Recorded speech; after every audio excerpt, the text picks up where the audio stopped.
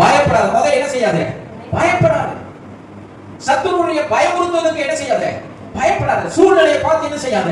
பயப்படாத. மலை போல வருவான், கட்சிக்கிற சிங்கத்தை போல வருவான். ஆமென். சோதரா பெரிய பதவியில இருப்பான். ஆமென். சோதரா மொர்தெகாய் எங்க இருந்தான்? வாசல் காவலாளியா இருந்தான். ஆமான் எங்க இருந்தான்? ராஜாவோடு சிங்காசனத்துக்கு பக்கத்துல உட்கார்ந்து இருந்தான். மொர்தெகாய் பெரிய ஆளா, ஆமான் பெரிய ஆளா? சொல்லுங்க. மொர்தெகாய் எங்க இருந்தான்?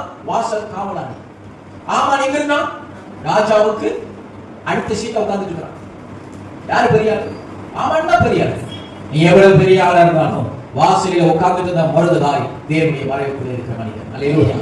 அவன் தொட முடியாது. உன்னை தொடுகிறவர் அவருடைய கண்மணியை தொடுகிறார். உனக்கு விரோதமாய் ஒரு வழியாய் வருகிறவர் 7 வழியா ஓடி போவான். ஏன் ஓடி போவான்? நீ அவருடைய மறைவுக்குள்ள இருக்கிற, உன்னை தொட முடியாது.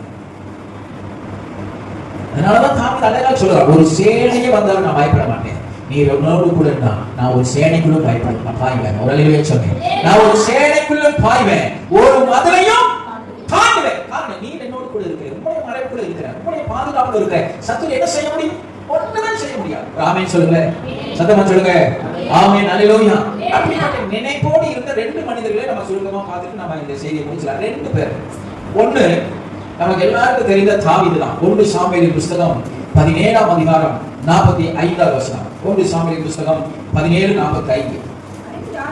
அதற்கு தாவீது பெலிஸ்தரை நோக்கி, நீ பட்டயத்தோடும் ஈட்டியோடும் வருகிறாய், நானும்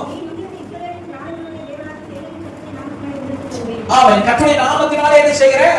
வருகிறேன். உங்களுக்கு தெரியும், கோலியாத்தை கண்டு அன்றைய ராஜாவாகிய சவுல் பயந்தார். சவுலுடைய சேனைகள் பயந்தது.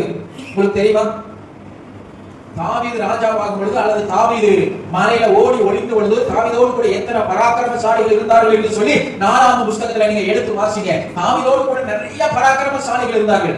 தாவீது இருந்தப்ப மட்டும் இல்ல, சவுலோடும் நிறைய பராக்கிரமசாலிகள் இருந்தார்கள்.